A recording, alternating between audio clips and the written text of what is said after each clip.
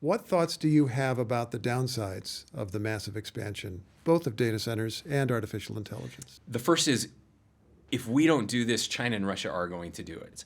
Now, when it comes to the deployment of artificial intelligence, as it impacts our kids and our families, our schools, the human flourishing piece of this, we should also be incredibly cautious. I'm very worried about any type of federal incursion into states' abilities to regulate AI again at the personal level.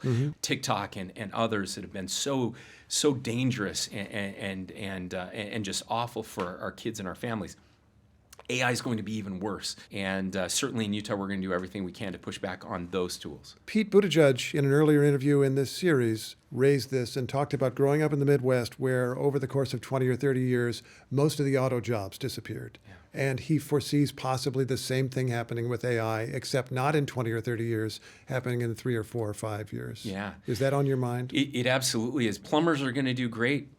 Attorneys are going to do very poorly. And we've never had that kind of technological disruption. Again, I don't know the answer, but I think we should be very nervous about the future.